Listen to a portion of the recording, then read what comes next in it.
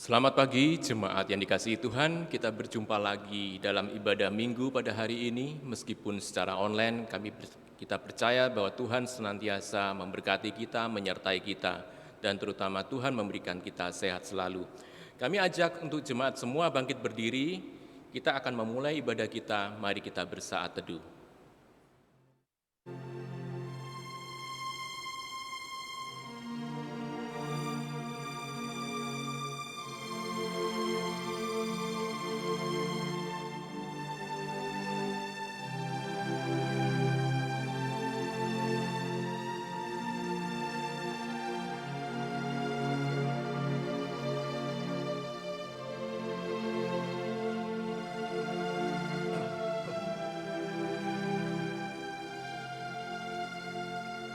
Pertolongan kita datangnya dari Allah pencipta langit dan bumi serta segala isinya dan yang tidak pernah meninggalkan perbuatan tangannya.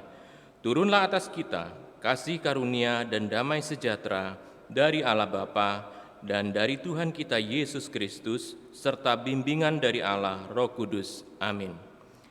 Mari kita pujikan awan kemuliaan-Mu. Kita undang hadirat Tuhan bersama awan kemuliaan-Nya turun atas kita.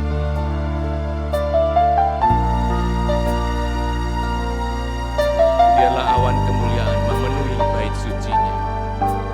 Awan kemuliaan.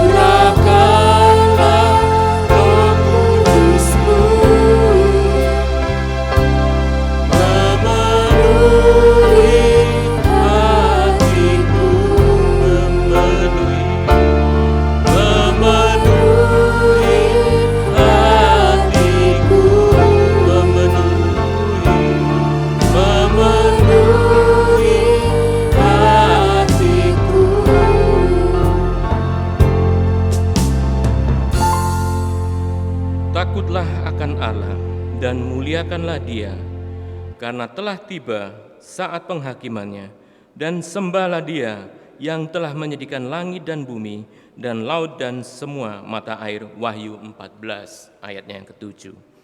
Jemaat dipersilakan duduk kembali. Mari kita datang kepada Tuhan, kita dengan penuh kerendahan diri kita mengaku segala kesalahan kita di hadapan Tuhan, karena Dialah yang mengampuni dosa kita, karena Dialah yang mengasihani kita. Mari kita pujikan, bawalah aku dekat ke salib.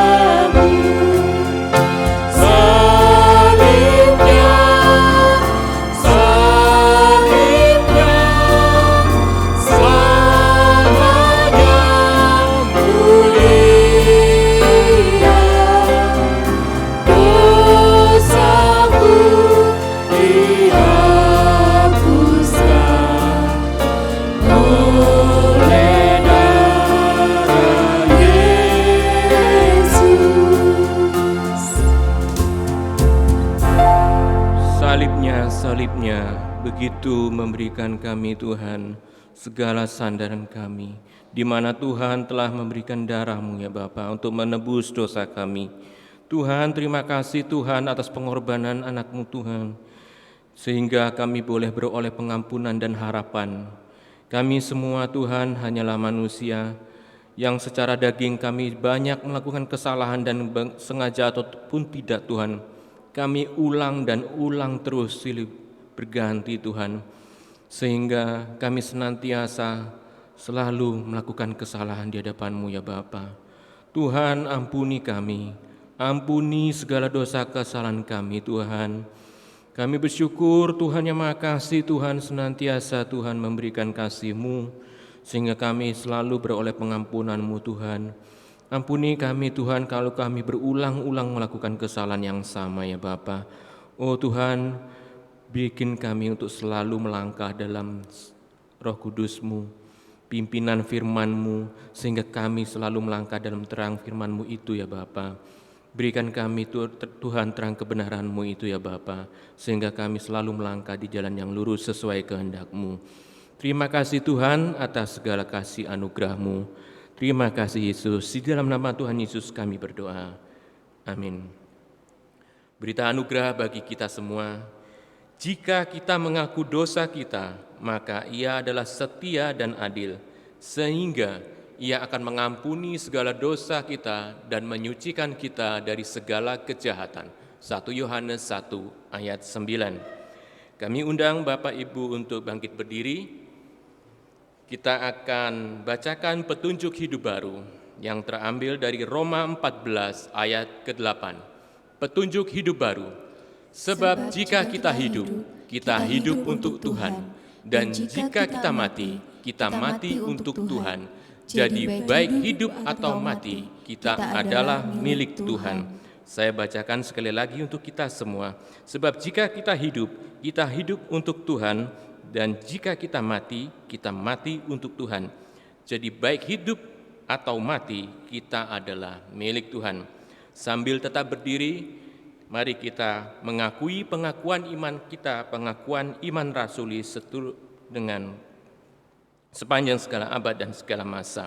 Pengakuan iman rasuli.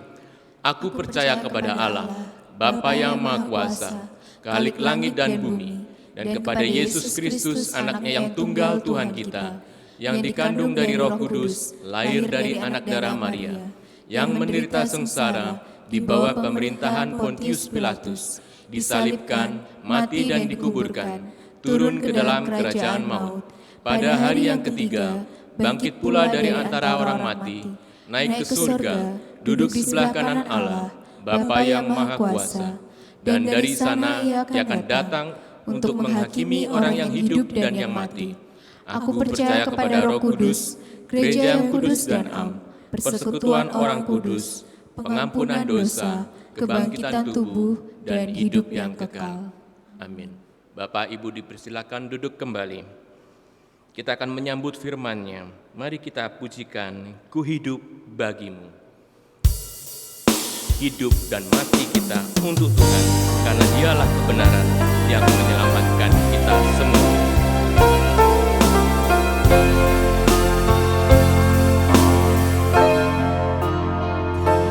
Yesus, Kau kebenaran yang menyelamatkanku.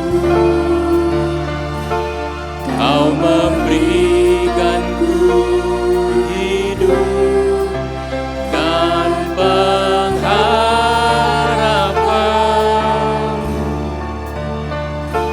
Ku ikut kehendak-Mu, ku perlu anugerah-Mu. Ku nyatakan janjiku kepadamu.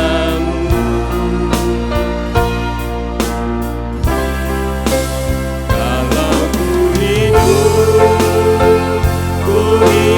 bagimu, hatiku tetap menyembahmu. Dunia tak bisa menjauhkanku dari kasih-Mu. Selama ku hidup bagimu, mataku tetap memandangmu. Dunia tak bisa menjauhkanku dari kasih-Mu. Yesus, Kau kebenaran. Yesus, Kau kebenaran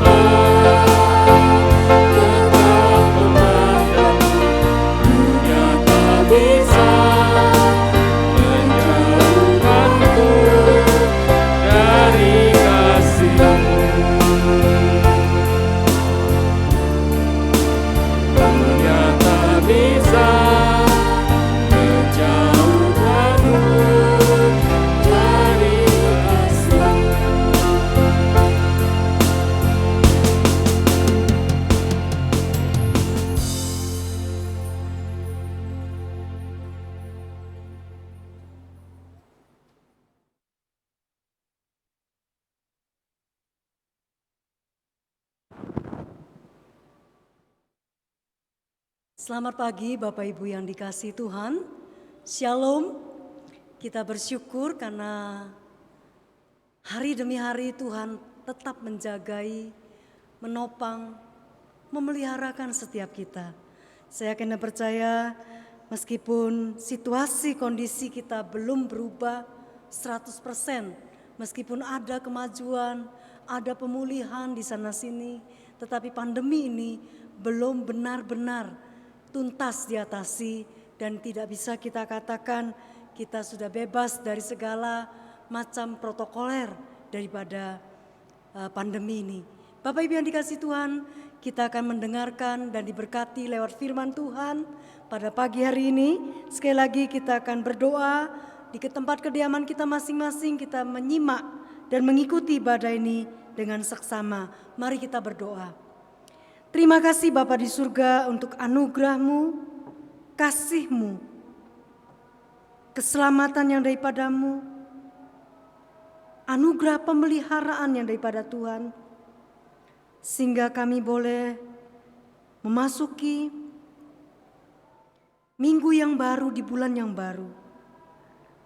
Kami percaya di minggu yang kedua ini, jelang kami memasuki masa Prapaskah yang keempat, biarlah Tuhan sekali lagi menjamah hati dan pikiran kami, menyingkapkan kebenaran-Mu, memberikan kami kemampuan untuk bukan sekedar mendengar firman, tetapi mau menaati dan melakukan dalam kehidupan kami hari demi hari.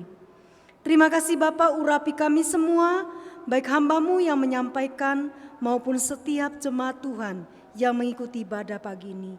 Di dalam nama Tuhan Yesus Kristus, firman yang hidup itu, kami memohon dan percaya. Amin. Bapak Ibu yang dikasihi Tuhan, mari kita bersama-sama merenungkan sebahagian dari firman Tuhan.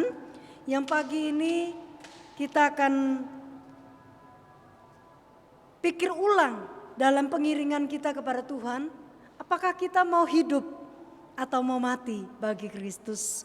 Life for Christ or die for Christ.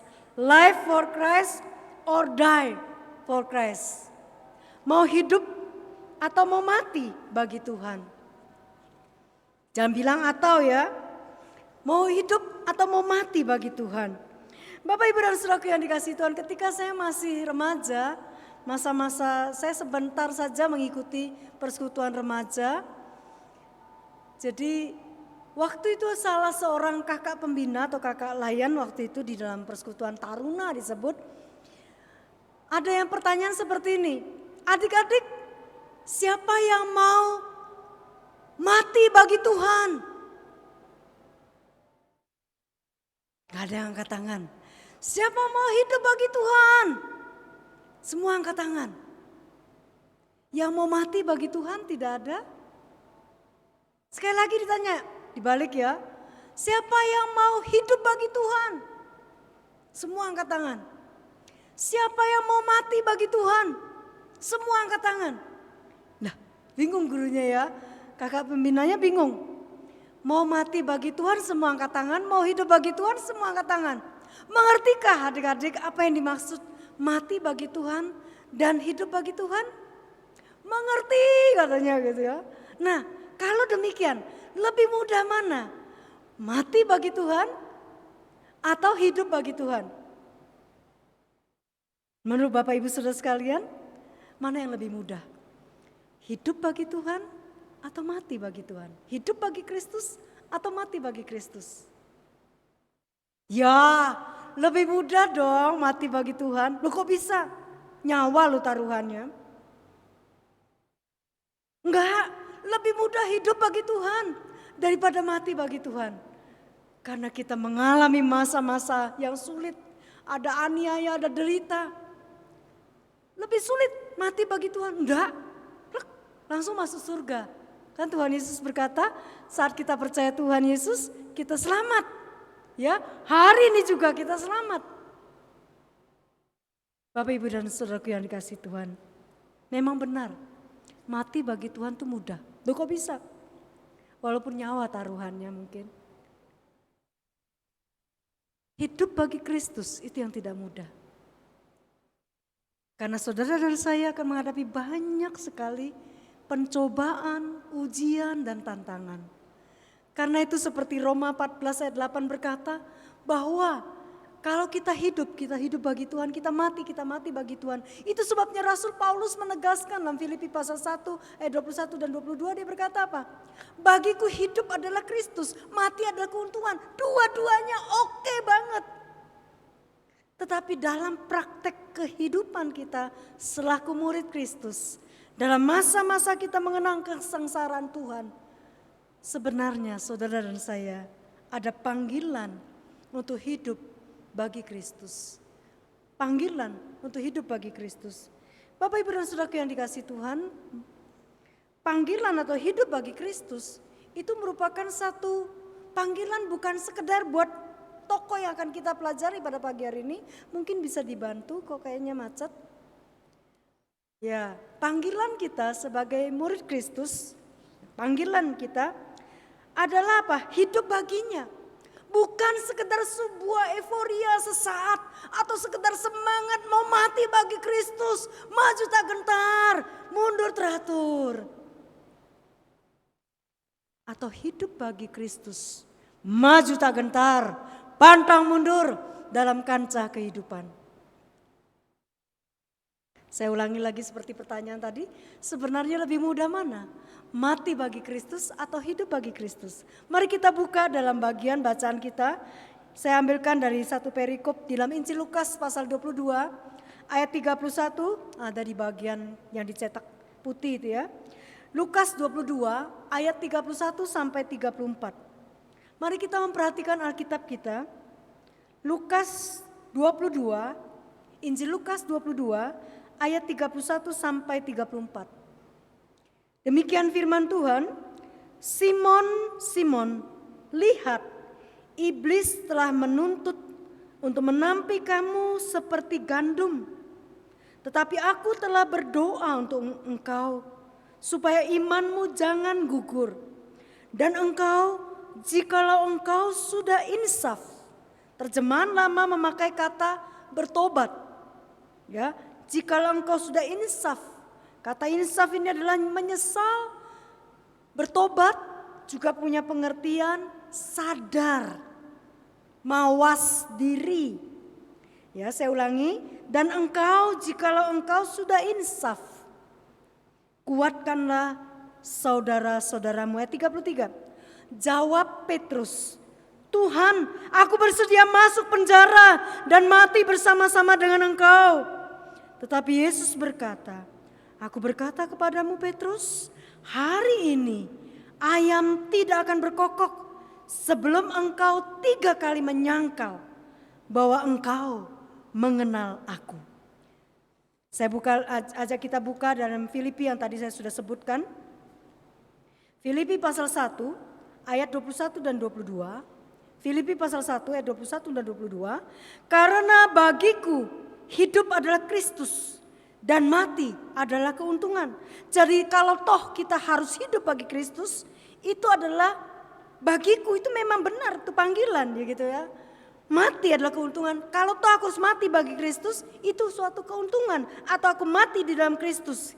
Ayat 22. Tetapi jika aku harus hidup di dunia ini, itu berarti bagiku bekerja, memberi buah. Jadi mana yang harus kupilih? Aku tidak tahu. Ayat 22 ini merupakan ayat yang juga menjadi satu penyerahan diri buat saya. Karena apa? Bagiku, kalau aku harus hidup, itu berarti bagiku hidup dan memberi buah. Jadi artinya Bapak Ibu dan Saudara yang dikasihi Tuhan, ayat 22 dari Filipi pasal 1 ini merupakan satu penegasan bahwa kita semua punya panggilan untuk hidup bagi Kristus. Hidup bagi Kristus. Perhatikan khususnya 31. Ada kata Simon, Simon. Itu adalah nama kecil daripada Petrus. Nama besar dari Petrus adalah Petrus ya. Petrus si batu karang. Simon, Simon. Tuhan sapa dia dengan nama kecilnya Itu menggambarkan satu keintiman, hubungan akrab, kenal betul. Ya, kalau kita punya teman sekolah, biasanya ada nama-nama khusus, nama-nama panggilan yang kadang-kadang jauh sekali sama nama aslinya. Ya, dari namanya keren, priayi gitu, tiba-tiba cuma namanya apa? Namanya Kempul gitu ya. Loh kok Kempul? Kempul itu kan makanan ya. Namanya apa? Tongkel gitu ya. Apa itu tongkel? Nggak tahu, sesuatu yang dicungkil gitu ya. Dan aneh-aneh lainnya. Ya, seperti saya katakan, saya punya satu kakak nomor 2 yang tidak suka kalau anaknya dipanggil Hedul, Gundul, gendut dan sebagainya, dia tidak mau. Karena apa? Nanti sampai besar itu akan jadi panggilan gitu ya. Nah, tapi Simon, Tuhan mengingatkan, engkau tuh sesungguhnya rapuh. Engkau tuh sesungguhnya bukan apa-apa. Terus diganti namanya jadi Petrus ya. Nah, Tuhan beritahu apa? Lihat, iblis akan menuntut untuk menampi kamu. Iblis itu minta izin sama Tuhan supaya bisa nguji Petrus, sudah bisa mencobai Petrus. Dan ternyata dia kedapatan ringan, ya, ditampi seperti gandum, tapi nanti akhirnya kan dia menyangkal Tuhan. Tetapi ayat 32, selain peringatan dan nasihat, itu ada jaminan. Aku telah berdoa untuk engkau supaya imanmu jangan gugur. Supaya imanmu jangan gugur. Ada penyesalan ketika dia sudah menyangkal Kristus. Ada iman dibandingkan Yudas. Dan jikalau engkau sudah kuat, ya, kuatkanlah. Jikalau engkau sudah insaf, atau engkau telah bertobat, atau engkau sudah mawas diri, sudah sadar, kuatkanlah saudara-saudaramu. Ayat 32 ini luar biasa. Selain Tuhan berdoa, Tuhan memberikan jaminan, Tuhan juga memberikan perintah. Ya, yang dicetak merah itu merupakan panggilan supaya hidup bagi Kristus. Apa sih sebenarnya artinya? Bagi Petrus dan bagi kita sekalian. Perhatikan ayat 33 dan 34, salah cetak ya. 33 dan 34. Ayat 33. Yesus berkata kepada Petrus apa? Jawab Petrus, Tuhan, aku bersedia masuk penjara dan mati bersama-sama dengan engkau. Petrus siap untuk mati buat Kristus. Ayat 33. Tenane, yang benar gitu ya. Mungkin bahasa sekarang seperti itu ya. Benarkah? Tetapi Yesus berkata, aku berkata kepadamu, Petrus, hari ini ayam tidak akan berkokok sebelum engkau 3 kali menyangkal bahwa engkau mengenal aku. Bapak Ibu dan Saudaraku yang dikasihi Tuhan, penyataan Tuhan Yesus tentang Petrus ini merupakan satu kebenaran yang luar biasa yang mengungkapkan bahwa apa? Ini satu percakapan ya. Percakapan ini bagian daripada percakapan penetapan perjamuan malam, kemudian atau perjamuan kudus, ya, Yesus memecahkan roti dan seterusnya. Kemudian percakapan ini seolah-olah ada sisipan, ya. Percakapan ada pertengkaran di antara mereka, siapa yang lebih besar. Bayangkan, gurunya sudah berkali-kali mengatakan bahwa ia akan menderita dan diserahkan pada orang-orang berdosa dan mati di kayu salib. Sementara itu mereka mikir, siapa di antara kita ya yang bisa duduk di sebelah kanan?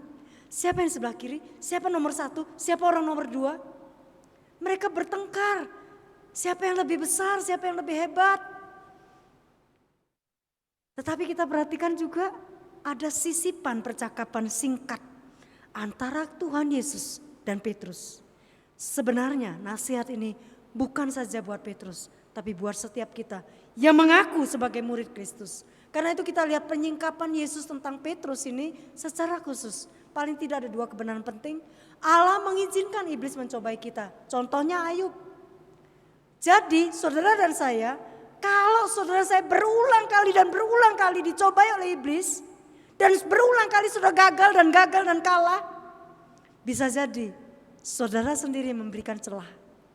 Tapi kalau sudah jatuh, tapi sudah bangkit kembali, sudah bangun kembali, bisa jadi itu adalah iblis minta izin Tapi ternyata saudara kedapatan kuat, ditampi ya, tetap bulir-bulirnya bernas. Maka saudara saya tidak mungkin akan gugur. Ya, Yesus berdoa agar iman umatnya tidak akan gagal atau gugur. Sebagai pengantara surgawi kita, di dalam Ibrani juga dicatat, Ibrani 7:25 dan dalam 1 Korintus 10:13. Bahwa pencobaan-pencobaan yang kita alami, artinya Tuhan tuh fair sama kita. Yes, kamu memang mengalami pencobaan. Yohanes 16 ayat 33 yang minggu lalu saya kutip. Kamu mengalami serigala, kamu mengalami godaan. Tapi ingatlah, pencobaan yang kamu alami tidak melebihi kekuatanmu. Jadi ini satu kebenaran. Biarlah kebenaran ini menghiburkan saudara saya. Sekalipun Tuhan izinkan si iblis untuk mengganggu saudara saya. Bukan untuk menjatuhkan saudara, tapi untuk menguji iman kita. Bukankah itu yang dikatakan Rasul Yakobus dalam Yakobus pasal 1 dan 2. Bapak Ibu yang dikasihi Tuhan. Apa yang terjadi dengan Petrus? Di dalam bagian ini kita lihat bahwa Petrus seakan-akan begitu hebat, begitu luar biasa ya.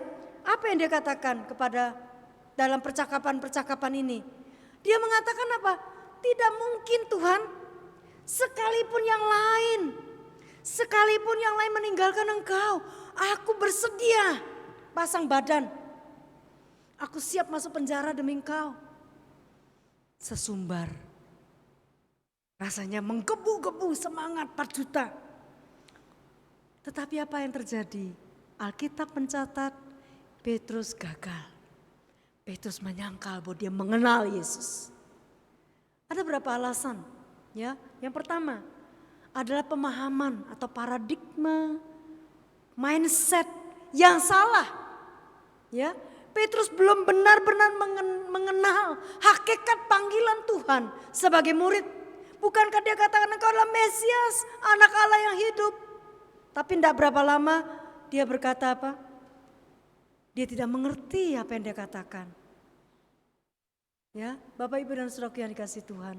Yesus berkata, Yesus memaparkan, barang siapa menjadi muridku, ia harus menyangkal dirinya, memikul salib dan mengikut aku setiap hari. Dia tidak mengerti. Ketika ketakutan, dari lokatnya, kamu orang Lombok ya? Oh maksudnya kamu orang Galilea ya?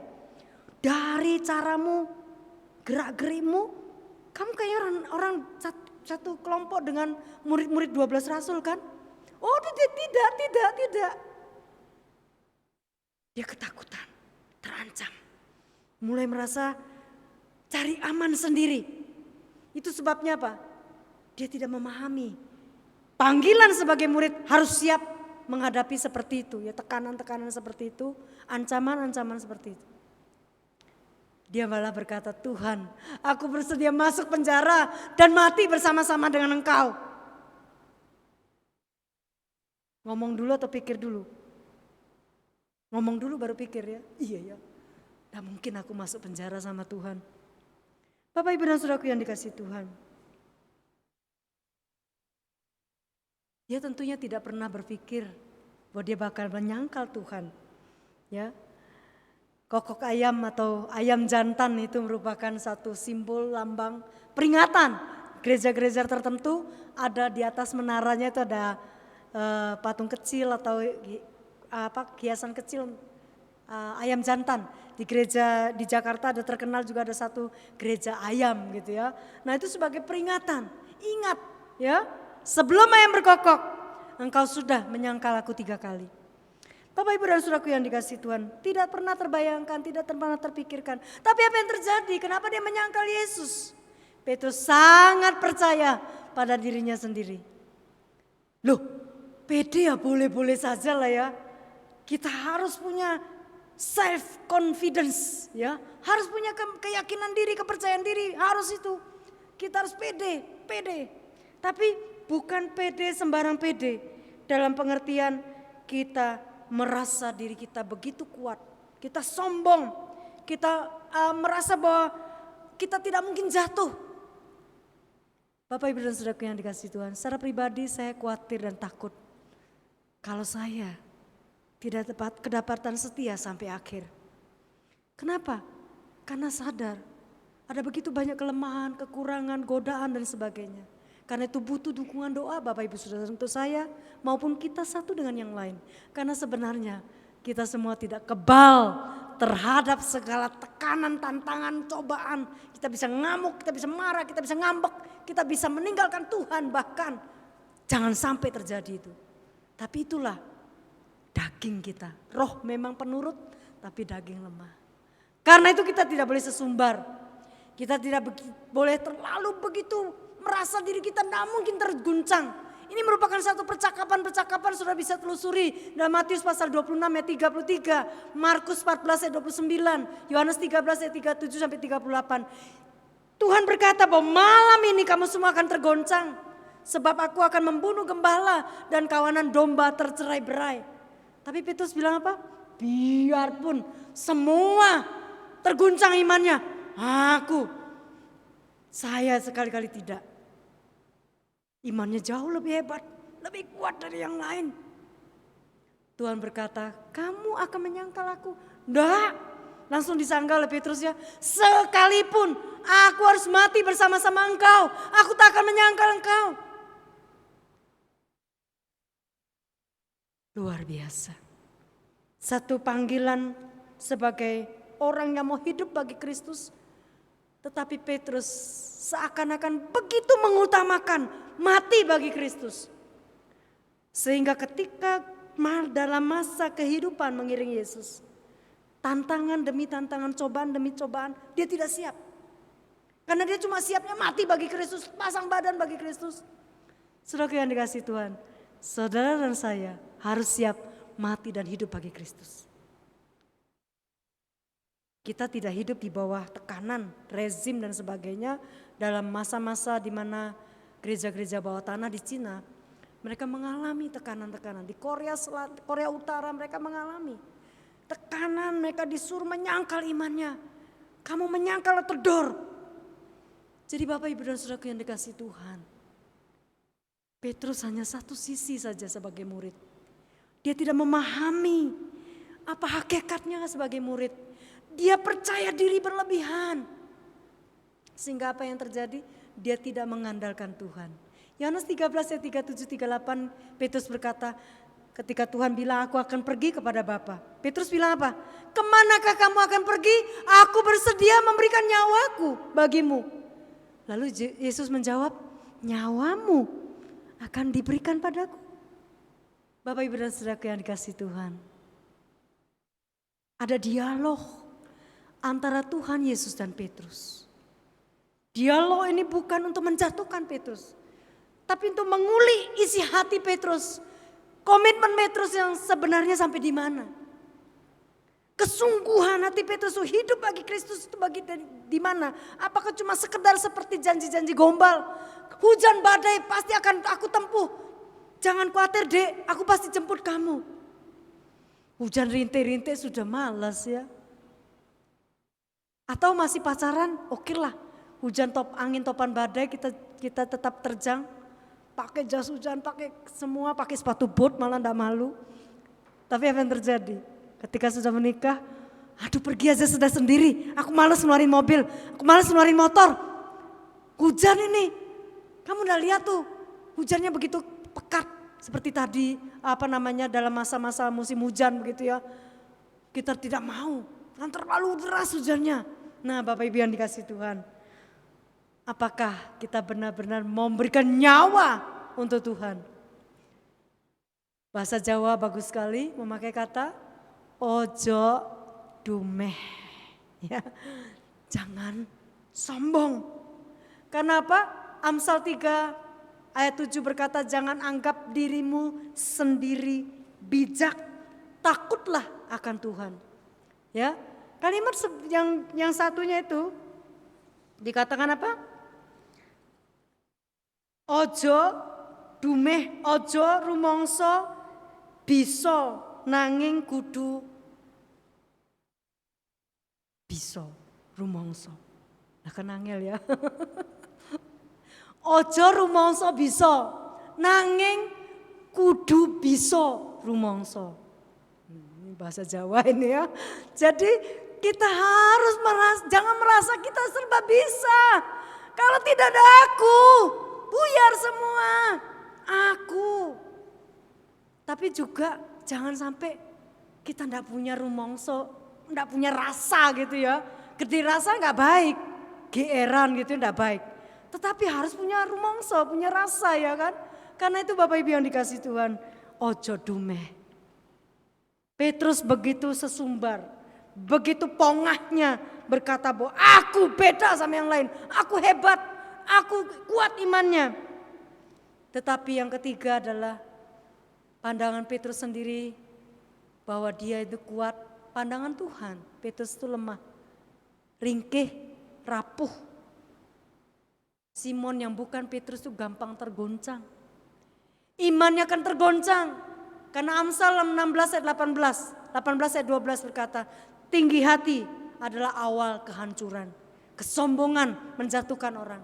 Karena itu Bapak Ibu yang dikasih Tuhan, mengapa kita kalau jalan, jangan terlalu lihat ke atas. Jalan tuh harus lihat ke depan, pandangan ke depan juga sesekali ke kanan kiri dan di bawah. Supaya apa? Jangan tersandung. Kalau kita begitu terus, busungkan dada, angkat dagu tinggi-tinggi, kita gampang tersandung. Karena itu Bapak Ibu yang dikasih Tuhan, milikilah kerendahan hati dan andalkanlah Tuhan. Petrus mengandalkan dirinya sendiri, mengandalkan kekuatannya sendiri, dia jatuh. Karena itu Bapak Ibu yang dikasih Tuhan, yang ketiga, apa yang menyebabkan Petrus jatuh? Ini menjadi awas-awas buat saudara dan saya. Petrus tidak mengerti tujuan dan kehendak Allah. Dia tidak mengerti misi Allah. Ini dicatat dalam Matius 16 ayat 21 sampai 23. Ketika Tuhan Yesus berkata, anak manusia akan menderita, disalibkan dan mati pada hari ketiga ya bangkit. Petrus menegur, ojo sampai guru, jangan sampai terjadi padamu. Ya, Petrus bukan dibilang, oh kamsia ya, terima kasih ya. Matur nuwun, engkau sudah mengingatkan aku. Tuhan Yesus tidak berkata demikian. Enyahlah, hai iblis, karena engkau bukan memikirkan apa yang dipikirkan Allah. Apakah Petrus dimarahi Tuhan, engkau iblis? Pikiran, pemahamannya dia tentang misi keselamatan, itu bukan yang dipikirkan Allah. Tapi iblis senang kalau Yesus tidak jadi naik ke atas kayu salib. Iblis senang kalau manusia tidak ada penebus. Iblis senang kalau manusia binasa. Dan itu bukan pikiran yang dari Allah. Jadi tidak memahami kehendak Allah. Bapak Ibu dan saudaraku yang dikasih Tuhan. Kalau saudara dan saya menginginkan orang lain binasa. Kalau saudara dan saya tidak punya tangisan buat orang yang jiwa-jiwa yang terhilang. Orang-orang yang belum mengalami terang keselamatan. Yang masih hidup dalam perkanjang, dalam menuju jurang. Yang masih hidup dalam ketakutan. Masih dalam tekanan dan ikatan kuasa gelap. Saudara senang melihat itu. Hati-hati, jangan-jangan saudara saya perlu ditengking kepikiran iblis itu. Karena senang melihat orang lain terjungkal dan jatuh dalam jurang. Maut, binasa. Karena itu Bapak Ibu yang dikasih Tuhan, hati-hati, jangan sampai kita menyangkal Tuhan. Karena kita cuma sesumbar, aku mau mati buat Kristus. Tapi hidup buat Kristus tunggu dulu, terlalu banyak syaratnya. Terlalu banyak bebannya, saya tidak sanggup. Saya tidak sanggup mengikuti seperti itu, nanti dulu tunggu saya agak sudah mapan dulu lah. Baru ikut Tuhan sungguh-sungguh. Bukan itu ya, Bapak Ibu yang dikasih Tuhan. Misi dan tujuan kehendak Allah adalah Kristus mati bagi kita, melayani, mengorbankan dirinya bagi keselamatan kita. Markus 10 ayat 45. Tuhan Yesus berkata apa? Sebab anak manusia datang bukan untuk dilayani, melainkan untuk melayani dan memberikan nyawanya menjadi tebusan bagi banyak orang. Karena itu Tuhan mau saudara dan saya juga hidup bagi Dia. Saya ajak kita membuka di dalam 2 Korintus 5 ayat 15. 2 Korintus 5 ayat 15. 2 Korintus 5 ayat 15. Saya sering pakai untuk kartu selipan untuk Paskah ini ya. 2 Korintus 5 ayat 15. Mari kita perhatikan Alkitab kita. Dan Kristus telah mati untuk semua orang, supaya mereka yang hidup, artinya Kristus mati untuk semua orang supaya kita hidup. Karena itu supaya kita yang hidup ini tidak lagi hidup untuk dirinya sendiri, tetapi untuk Dia yang telah mati dan telah dibangkitkan untuk mereka. Kata mereka, semua orang, coba gantikan dengan saya, diri kita masing-masing. Dan Kristus telah mati untuk saya, supaya saya yang hidup tidak lagi hidup untuk dirinya saya sendiri atau diri sendiri, tetapi untuk Dia yang telah mati dan telah dibangkitkan untuk saya. Saudaraku yang dikasihi Tuhan, kita hidup untuk Tuhan, dan bila pun kita mati untuk Tuhan. Roma 14 ayat 8 tadi, Filipi 1, 21 dan 22. Jadi hidup atau mati, kita adalah milik Tuhan. Hidup atau mati, kita adalah milik Tuhan. Lalu hal praktis apa yang bisa kita lakukan, bagian yang terakhir? Hal praktis apa yang bisa kita lakukan? Supaya saudara dan saya menyatakan diri, memenuhi panggilan Tuhan untuk hidup bagi Kristus. Yang pertama, saudara saya wajib hukumnya menyelaraskan pikiran atau mindset. Tadi kan salah konsep, salah paham, gagal memahami, paradigmanya salah. Menyelaraskan pikiran dan mindset kita pada kehendak dan perbuatan kita pada kehendak Allah. Termasuk di dalamnya ketika kita menantikan jawaban doa. Itu doa bukan memaksa Tuhan, bukan menyuruh Tuhan menyesuaikan dengan keinginan kita, tapi menyuruh diri kita menyelaraskan atau menyesuaikan dengan kehendak Tuhan. Itulah doa yang benar. Jadi kita menantikan jawaban doa. Kalau itu sesuai dengan firman Tuhan, Yohanes 15 ayat yang ke-7 berkata, apapun juga yang kita minta Tuhan kasih. Karena itu Bapak Ibu yang dikasih Tuhan, mengenal Tuhan lebih dalam, supaya Tuhan lebih dikenal lebih luas melalui kesaksian iman kita, pengalaman kita berkemenangan dalam tantangan, pengalaman kita menghadapi rasa sakit, penyakit, pengalaman kita menghadapi kekurangan, bagaimana Tuhan pelihara dan cukupkan kita. Apakah kita menyelaraskan pemahaman kita tentang siapa Dia? Kalau kita memahami Tuhan bukan sekedar pemelihara, tapi penebus dan pembebas. Bukan sekedar penebus, tapi Dia sanggup memelihara hidup kita. Maka pandangan kita beda. Kita tidak lagi mandang Tuhan sekedar sebagai kantong ajaib, sebagai Tuhan bim salabim menolong kita, tapi kita memahami Dia dan menyembah Dia selayaknya sebagai Allah. Kita memperhatikan kesehatan ya diri kita. Rasul Paulus mengingatkan dalam Efesus 4 ayat 1, ada kurang ayat satunya itu, Efesus 4 ayat 1, supaya kita menyelaraskan, berpadanan dengan panggilan Kristus. Saudaraku yang dikasihi Tuhan, ini artinya kita menyelaraskan pikiran dan mindset kita kepada Tuhan. Perhatikan kesehatan spiritualitas kerohanian kita. Jangan tubuh saja yang dijaga, jangan cuma katanya ada ya, jangan ini saja, perut saja yang dikasih makan, rambut juga dikasih makan, ya tangan juga dikasih makan, kaki juga dikasih makan. Ya kita kasih olahraga, kita kasih nutrisi, dikasih vitamin, dikasih sinar matahari dan sebagainya. Baca Alkitab, saat teduh kehidupan doa bersaksi, itu menyelaraskan tiap-tiap hari kita mau hidup bagi Kristus. Yang kedua yang terakhir, bagaimana setiap kita menjadi berkat. Itu namanya hidup bagi Kristus. Bukan soal kita bisa pasang badan untuk Tuhan. Kita bela Tuhan, Tuhan tidak perlu dibela. Aku mau mati bagi Kristus, tidak perlu cari-cari hal untuk mati bagi Kristus. Dalam kehidupan kita, dalam kesengsaraan kita, dalam kesoroan kita, kadang-kadang kita juga mati. Mati untuk diri sendiri, menyangkal diri. Itu kita mati bagi Kristus. Menjadi berkat, jadi garam dan terang, rajin berbuat baik, menguatkan saudara-saudara. Lukas 22 ayat 32, saya senang sekali dengan ayat ini. Jikalau engkau sudah insaf, ada terjemahan lain juga, jikalau engkau sudah kuat, kuatkanlah saudara-saudaramu. Yesaya 30 ayat 15 berkata, Yesaya 34 ayat 3 dan 4 berkata apa? Kuatkanlah ya tangan yang lemah, lutut yang sudah mulai goyah. Kita diminta untuk menguatkan orang lain. Kita diminta untuk menopang orang lain. Karena itu Bapak Ibu yang dikasihi Tuhan, tetaplah kerjakan keselamatan. Bukan untuk keselamatan kita sendiri. Saudara saya tidak menambahi apa yang Kristus sudah lakukan. Tetapi Rasul Paulus mengingatkan Filipi 2 ayat 12 dan sampai 16 itu artinya kita menghidupi keselamatan, pertobatan kita nyata dalam kehidupan kita sehari-hari. Karena itu Bapak Ibu yang dikasihi Tuhan, Tuhan Yesus mengingatkan kepada kita, demikianlah hendaknya kamu memandangnya, bahwa kamu telah mati terhadap dosa, tapi kamu hidup bagi Allah dalam Kristus Yesus. Roma pasal 6 ayat 11. Kiranya ini menjadi satu dorongan bagi kita semua, bahwa sungguh-sungguh kita mau hidup bagi Kristus. Meskipun tekanan tantangan itu berat, tapi saudara dan saya dipanggil untuk hidup bagi Kristus. Untuk hidup bagi Kristus dengan menyelaraskan mindset kita, siapa Allah, siapa aku.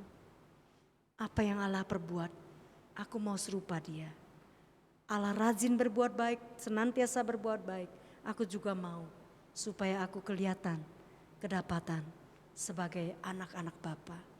Kiranya Roh Kudus menolong kita untuk mempraktekkan firman Tuhan yang sudah kita renungkan bersama-sama pagi ini. Amin.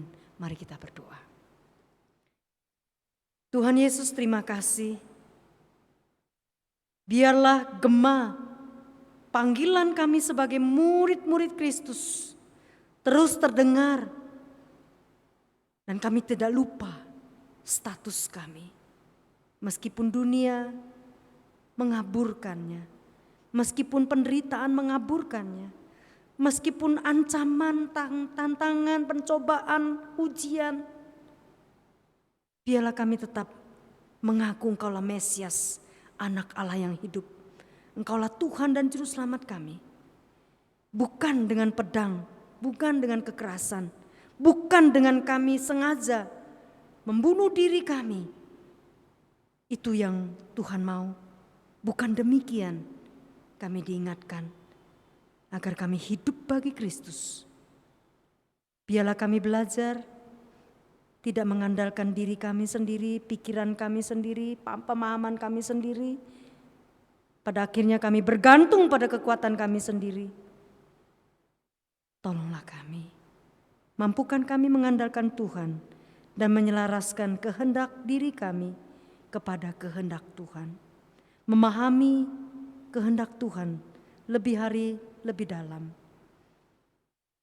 Mampukan kami ya Tuhan untuk menjadi berkat meskipun kami sendiri menghadapi kesulitan dan tantangan.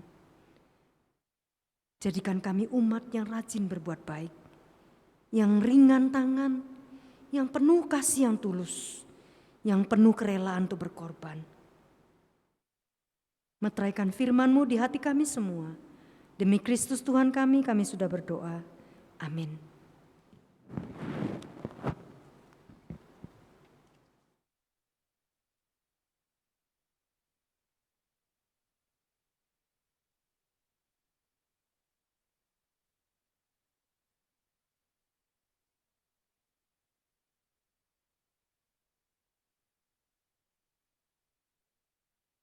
Terima kasih kepada hamba-Nya yang telah menyampaikan firman Tuhan pada hari ini.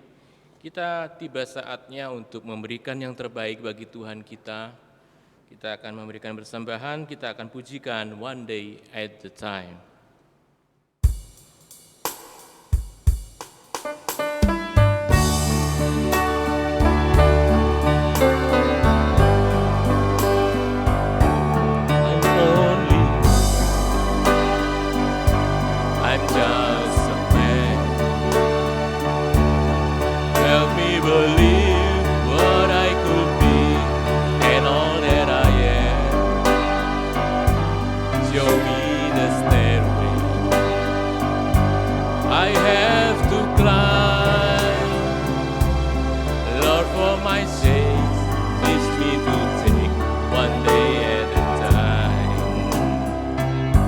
One day at a time, sweet Jesus, that's all I'm asking from you. Just give me the strength to do everything what I have to do. Yesterday gone, sweet Jesus, tomorrow may never be mine. Lord, help me to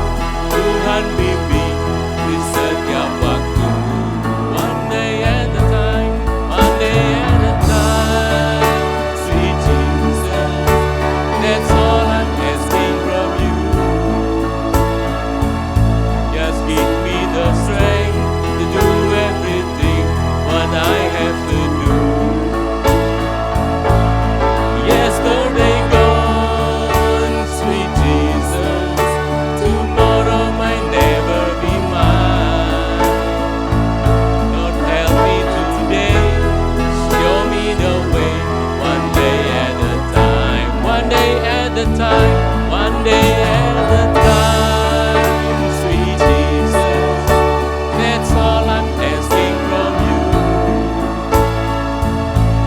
Just give me the strength to do everything what I have to do.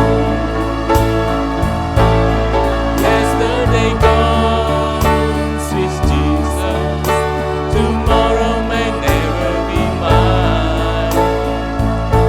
Lord, help me today, show me the way, one day at a time. Lord, help me today, Lord, help me today, show me the way, one day at a time. Lord, help me today, Lord, help me today, show me the way, one day at a time.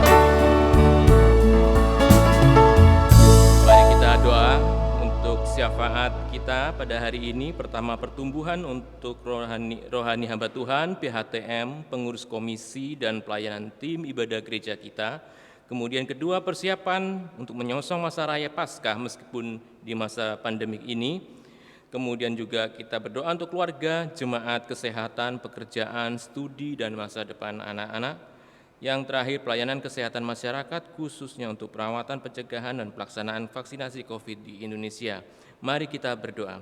Tuhan Yesus, terima kasih, kami bersyukur Tuhan saat ini kami boleh ada sekarang ini karena kasih anugerah-Mu Tuhan.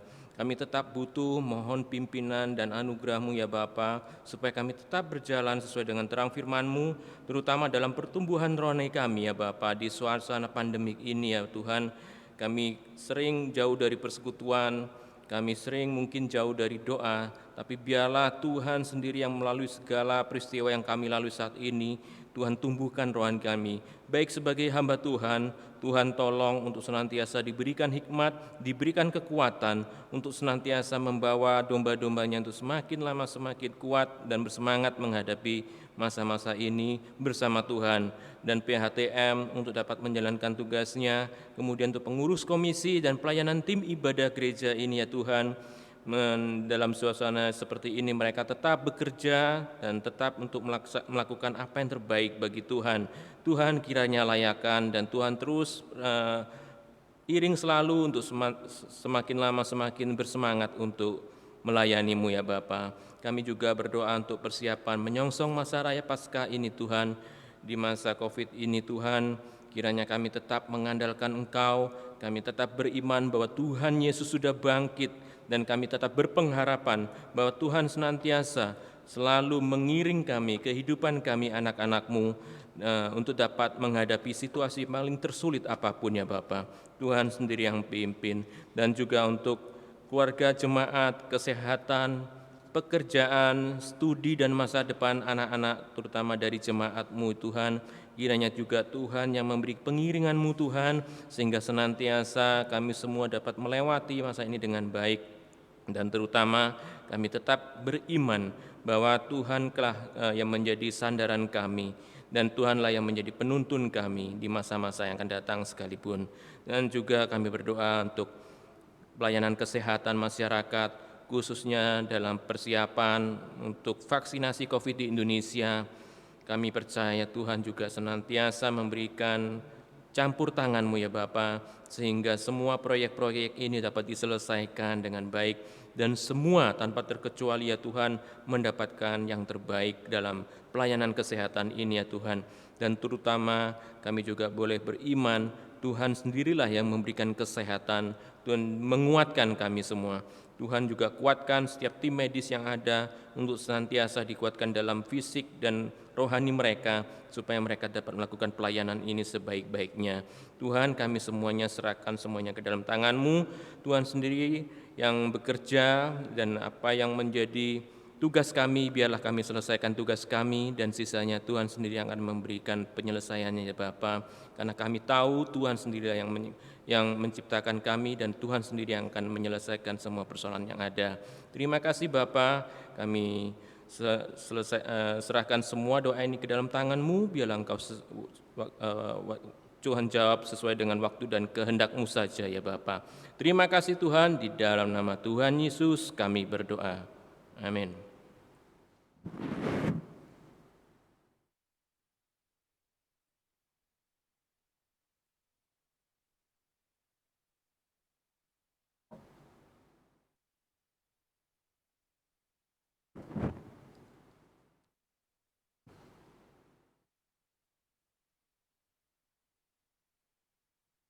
Shalom, selamat pagi Bapak Ibu, Saudara-saudari terkasih. Warta ibadah kita untuk minggu ini yang pertama. Hari ini ibadah umum di gereja kita masih kita laksanakan secara online saja. Namun mulai minggu depan, tanggal 21 Maret dan seterusnya atau sampai dengan ada pemberitahuan selanjutnya, kita akan mengadakan ibadah secara komunal atau onsite dan online. Bagi jemaat yang berkerinduan untuk mengikuti ibadah secara komunal atau onsite di gereja, kiranya dapat mendaftarkan diri terlebih dahulu kepada hamba Tuhan atau PHTM dan ibadah dilaksanakan dengan protokol kesehatan. Dan bagi jemaat yang mengikuti ibadah online di rumah masing-masing, link ibadah akan dibagikan kepada jemaat oleh hamba Tuhan kita melalui grup sosmed yang ada.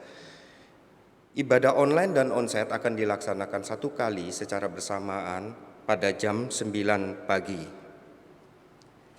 Selanjutnya, ibadah youth dan komisi wanita akan berlangsung juga secara komunal mulai tanggal 17 Maret untuk komisi wanita dan tanggal 20 Maret untuk ibadah youth atau pemuda-pemudi gereja GKT Sidoarjo. Dan hal ini akan berlangsung untuk ibadah-ibadah selanjutnya. Selanjutnya, bagi jemaat yang beribadah di rumah, persembahan ibadah dapat diberikan secara tunai dengan memasukkan ke dalam amplop, lalu kemudian menitipkan kepada Pendeta Mia di pastori satu gereja atau evangelis suar, ataupun juga jemaat dapat memberikan persembahannya dengan cara transfer ke rekening gereja dengan nomor rekening BCA 21420011811. Kami berharap setiap persembahan dicantumkan inisial atau nama dan peruntukan persembahannya untuk memudahkan kami dalam pelaporan dan pertanggungjawaban. Dan kami juga mengucapkan terima kasih di masa pandemi ini Bapak Ibu masih peduli untuk memberikan persembahan bagi Kristus.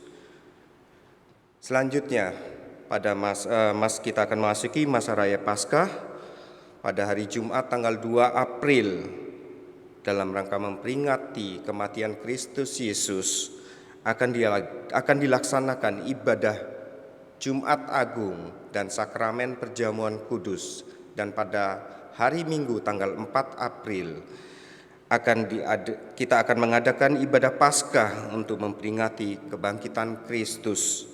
Dalam menyongsong masa raya Paskah sekalipun di masa pandemi, kiranya jemaat dapat menyiapkan hati dengan baik dengan rasa syukur dan terima kasih akan anugerah keselamatan yang telah dikaruniakan kepada kita. Apabila ada jemaat yang rindu dalam hal peneguhan iman, mencari kehendak Tuhan secara pribadi dan keluarga, kerinduan mengalami kelepasan dari ikatan-ikatan yang menghambat dalam pertumbuhan iman, dan kerinduan mengalami kesembuhan dari sakit penyakit, jemaat dapat mengkhususkan waktu untuk berdoa dan berpuasa mulai tanggal 29 Maret hingga tanggal 2 April 2021 dengan mengikuti panduan yang akan dibagikan selanjutnya. Sekian warta, Tuhan Yesus memberkati.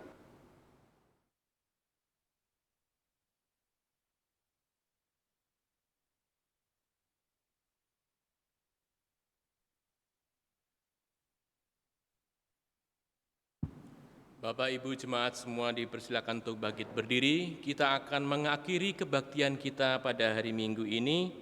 Kita akan pujikan doksologi. Doa berkat akan disampaikan oleh Pendeta Sumiati. Doksologi.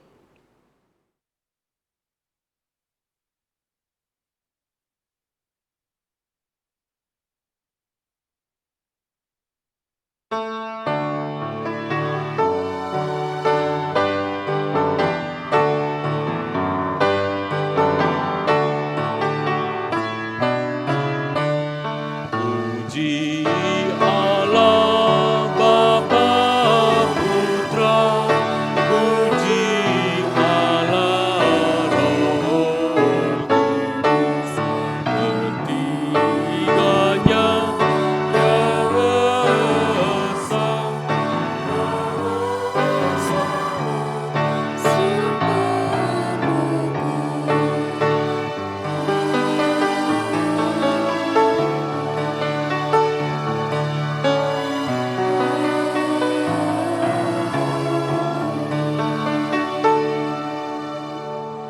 Jemaat yang dikasihi Tuhan, kita akan mengakhiri ibadah pagi ini. Sekali lagi dengarkan firman Tuhan dari Roma 6 ayat 11. Demikianlah hendaknya kamu memandangnya, bahwa kamu telah mati bagi dosa, tetapi kamu hidup bagi Allah dalam Kristus Yesus.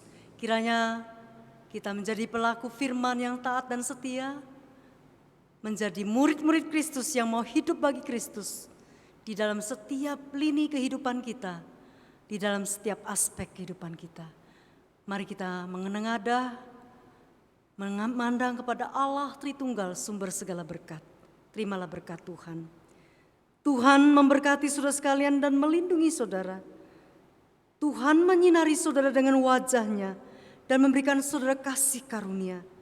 Tuhan menghadapkan wajah-Nya kepada saudara dan memberikan saudara damai sejahtera, melimpahkan rahmat dan anugerah-Nya, penyertaan, bimbingan dan tuntunan-Nya, serta membuat hidupmu berbahagia.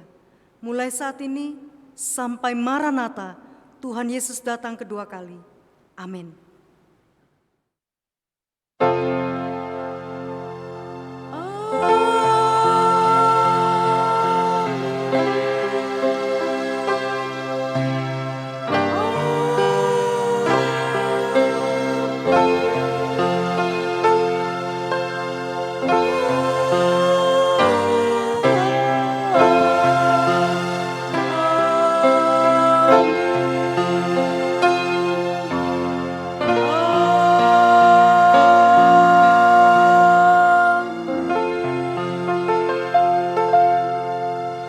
Dipersilakan duduk.